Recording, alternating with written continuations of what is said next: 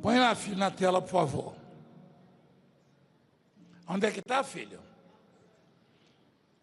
Marcos capítulo 7. Levantando-se, partiu dali para as terras de Tiro e Sidom.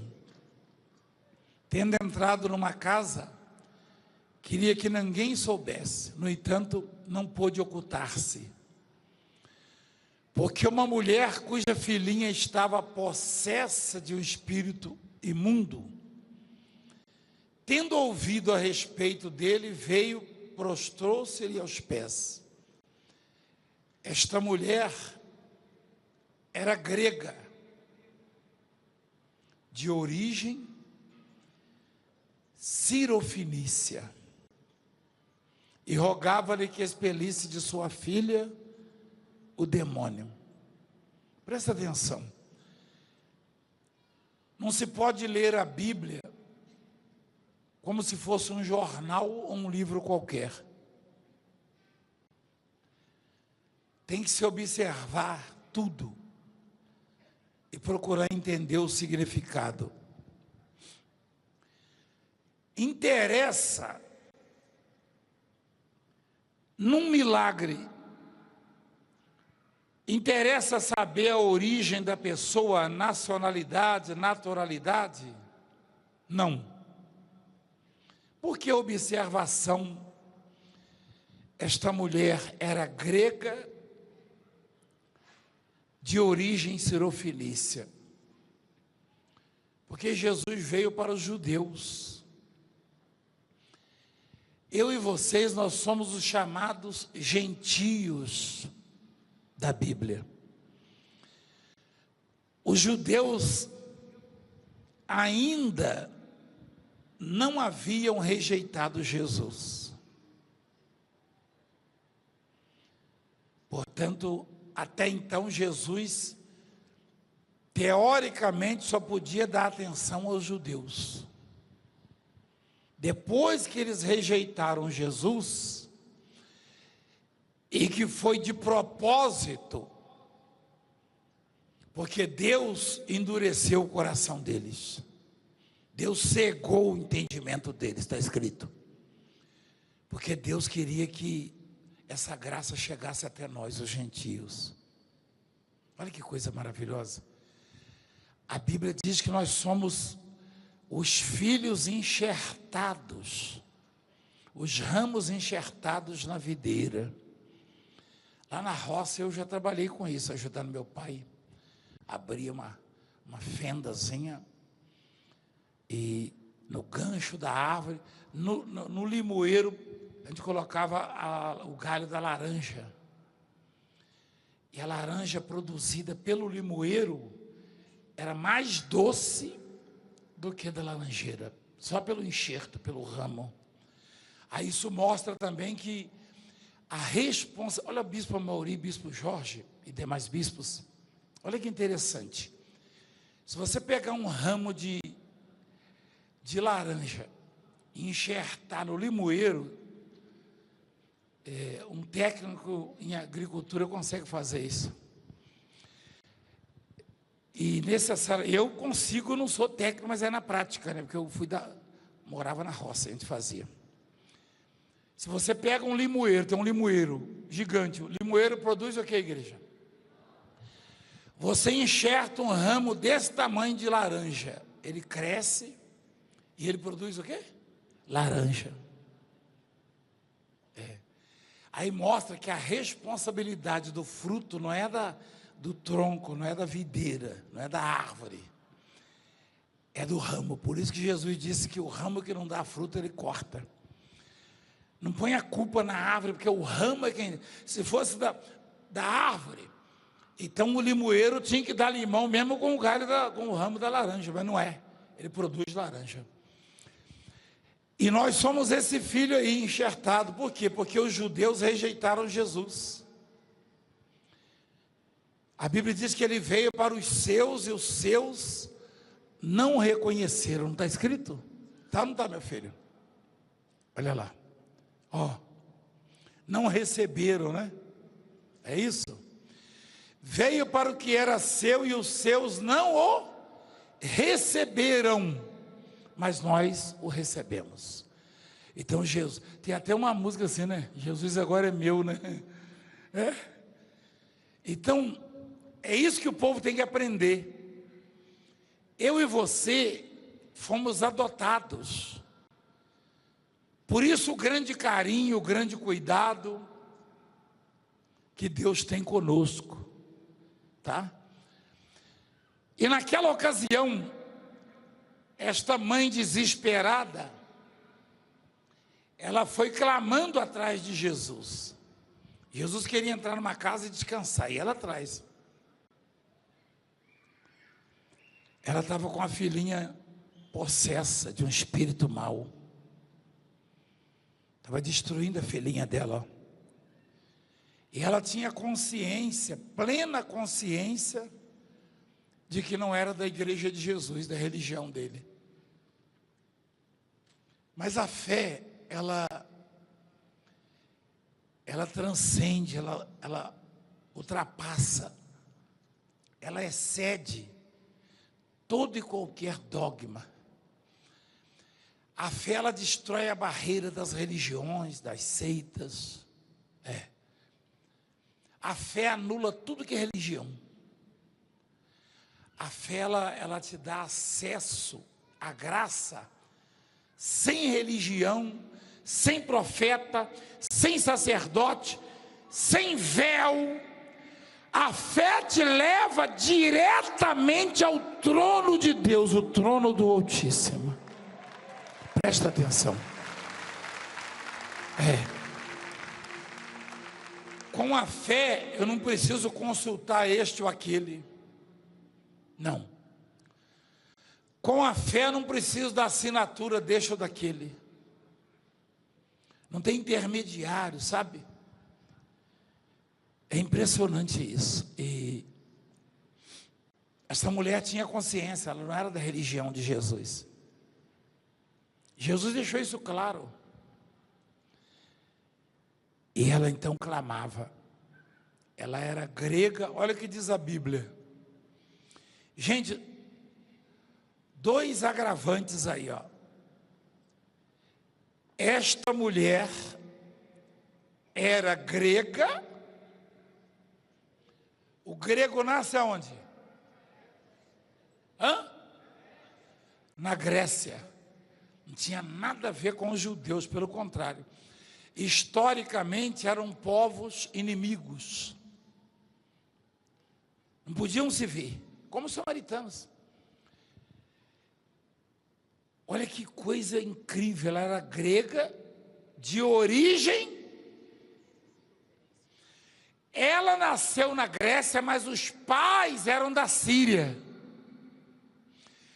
A linhagem dela era da Síria. A Síria, historicamente, é o pior inimigo de Israel, do judeu. Rapaz, já pensou? Eu chego na igreja de os dois grandes inimigos dos judeus. Aí eu chego na religião judaica e falo assim, ó, eu queria uma bênção. Senhora é de onde? Eu sou grego, meus pais são da Síria. Meu Deus do céu, é fogo puro. É queimar vivo. Rapaz, que ousadia, que intrepidez, que fé. Tem que ter muita certeza de que ele, Jesus, vai atender, porque uma mulher grega, e se podia, de longe, os judeus percebiam, os gregos, não tem nada a ver, se você olhar um judeu tradicional, para um grego, na hora você fala que ele é grego, esse é judeu. A Grécia, lá na Grécia, na época, era um Deus para cada um. O judeu sempre teve só um Deus, o Deus de Abraão, o Deus de Moisés. Na Grécia, aliás, até aqueles homens, lutadores, gladiadores, aqueles que malhavam com peso, daqui a pouco era chamado semideus, semi não sei o quê, adorava-se até os homens.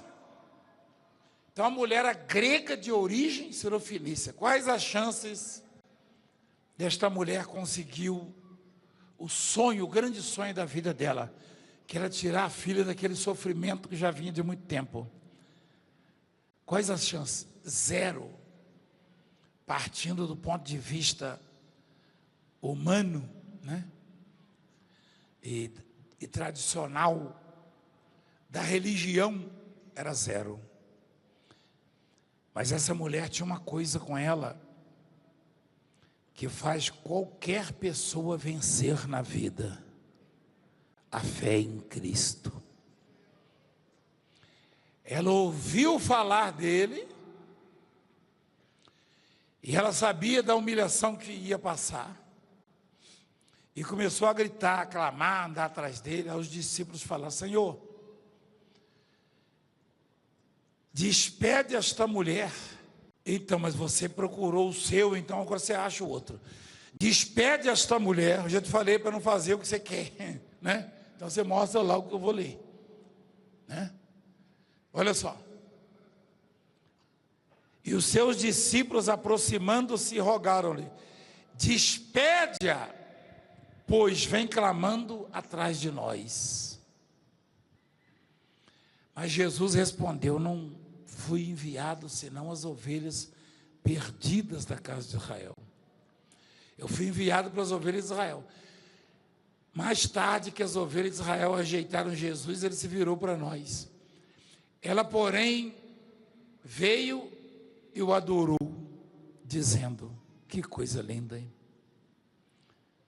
Senhor, socorre-me.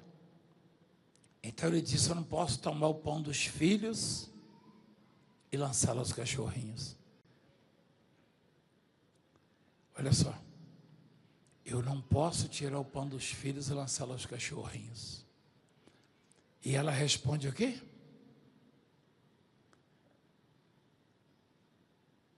E ela, contudo, replicou: sim, Senhor.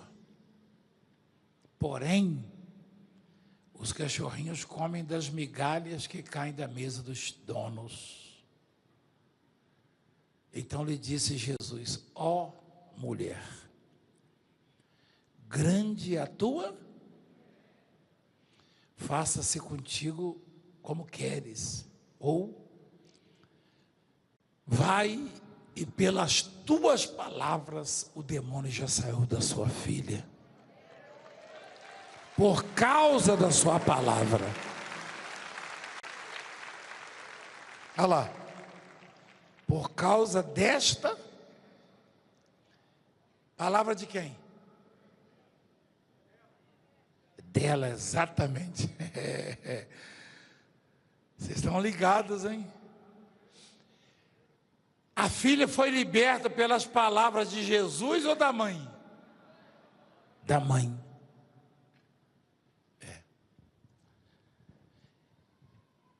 E Jesus, ele... É até estranho falar isso, porque existe surpresa para Deus? Mas em alguns casos a gente percebe Jesus admirado com a fé de alguns, do centurião, desta mulher mesmo. E ali ele diz assim: grande é a tua fé. É como se ele não tivesse participado muito. É claro que participou, porque o poder é dele. Mas ele disse: por causa desta palavra. Ou seja, subentende-se, ou ele sugere, que o meu sucesso depende basicamente daquilo que eu confesso, daquilo que eu falo, daquilo que eu determino, da maneira como eu procedo diante da situação. Vai entender, uma mulher grega de origem sirofenícia, aquela mulher não era crente, não era evangélica, não era religiosa, mas ela proferiu palavras que mexeram com Deus, com o coração de Deus. Aí Jesus diz: por causa desta palavra podes ir, o demônio já saiu da sua filha. Voltando ela para casa, achou a menina sobre a cama, pois o demônio a deixara, já tinha saído. Eu sou o que eu confesso, você entende? Você é o que você confessa diante de Deus. Se você disser, eu sou um vencedor, eu vou vencer, você vai vencer. Você vai vencer. Mas o que parecia ser o grande empecilho, o grande obstáculo, a grande barreira para aquela mulher conquistar o sonho dela, realizar o sonho, libertar a filha, que era o fato dela não pertencer à igreja de Jesus, se tornou insignificante diante da grande fé que ela manifestou. Não há barreiras, não há tradição, não há lei, não há condenação para os que estão em Cristo. E aquela mulher, ela concebeu um sentimento e um pensamento de que o que ela precisava só podia vir dele, de Cristo. Em Romanos 8 diz assim: nenhuma condenação há para os que estão em Cristo Jesus. Ela começou a andar atrás dele e falou: a minha solução vai sair deste homem. Eu vou realizar o meu sonho, eu vou conquistar a libertação da minha filha através dele. Eu ouvi falar dele. E aí surgiram os obstáculos, as dificuldades. Até os discípulos chamarem a atenção de Jesus. Essa mulher está seguindo a gente aí, gritando. Certamente alguém deve ter falado para ela, como falaram para o cego de Jericó. Alguém deve ter falado: fica quieta, mulher, você nem é judia, você nem é crente, você nem é da igreja. Mas ela concebeu aquilo ali. A vitória, a realização do sonho, a conquista, antes de vir, primeiro você a concebe. Primeiro você fica grávido daquilo que você quer. Ou seja, você gera no seu coração: eu vou ser assim, eu vou ter isso, eu vou conquistar aquilo, eu vou alcançar aquilo outro. Primeiro você põe no seu coração, a minha vida inteira foi assim. Depois você luta, e quando você vê que não tem jeito, aí você confessa: eu já consegui.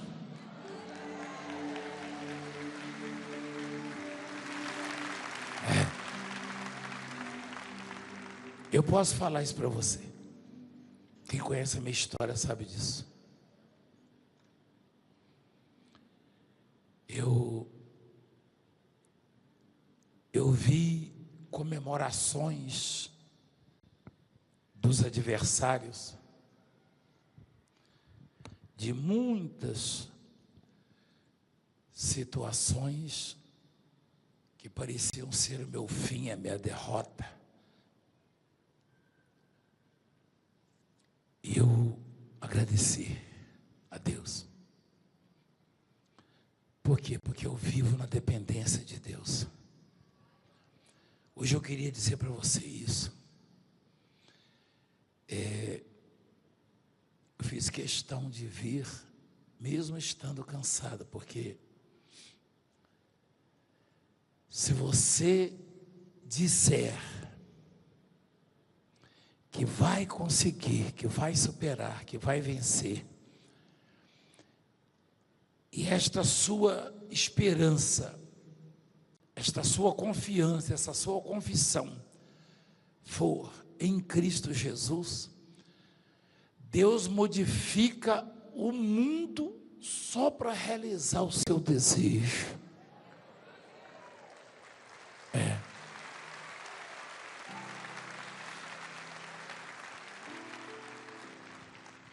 o mundo. Quando o povo de Israel queria carne no deserto, e não tinha o mar. No mar se consegue o quê para alimento? Peixes, frutos do mar. Deus tirou o sustento para aquele povo do mar. E o que Deus deu para o povo? Codorniz. Quem sabe o que é codorniz? Codorniz parece uma traíra. Quem conhece traíra? Conhece traíra? Tilápia. Quem conhece tilápia? Codorniz é igualzinho a tilápia, cheio de escama, é isso? Não. Ela é das galináceas. É uma galinha. É uma galinhazinha. Aí Deus tirou as codornizes do mar, ou seja, contrariando aquilo que era natural. Eu imagino Moisés olhando. Moisés era um homem acima da média. Além de inteligente, além de uma formação extraordinária no palácio do faraó, era um príncipe. E ele tinha sabedoria de Deus. Somados, Moisés era muito acima da média.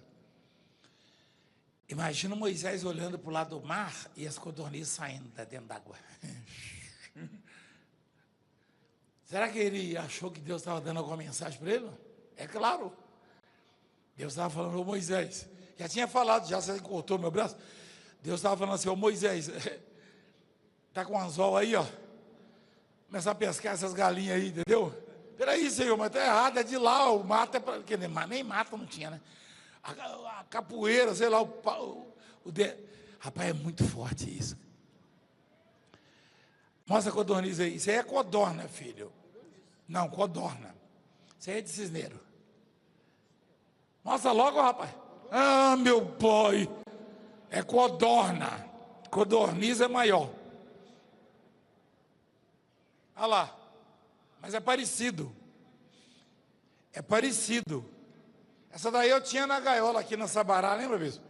Botava uns ovinhos. Tá um monte de ovinho pequenininho assim. Pintadinho. Mas é assim, mais ou menos assim. Então, no mar você não encontra isso. E qual foi a mensagem passada por Deus então para Moisés, para aquele povo? Que ele, Deus, ele não precisa de circunstâncias favoráveis para fazer acontecer. Ele pode tirar peixe da mata e codorniz do mar. Ou seja, Deus tira de onde não tem. Deus faz o improvável, bastando apenas que você crê ou creia. Não perca a esperança. Era improvável que aquela mulher conseguisse a libertação da filha. Mas ela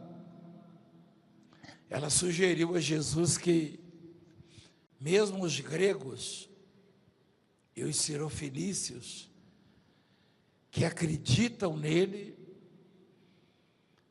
podem pelo menos ficar com uma migalhazinha.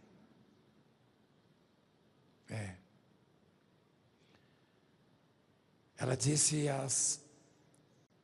os cachorrinhos comem debaixo da mesa as migalhas das crianças. A criança deixa cair a migalha, o cachorrinho vai lá e come, né? Mas migalha, eu já vi crente orando, eu não aceito migalha.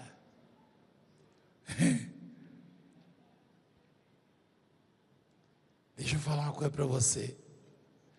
Migalhas suas e minhas realmente não valem nada. Mas migalhas de Deus dá muito mais do que o homem mais rico do mundo tem. Porque ele é dono de todo o ouro e de toda a prata.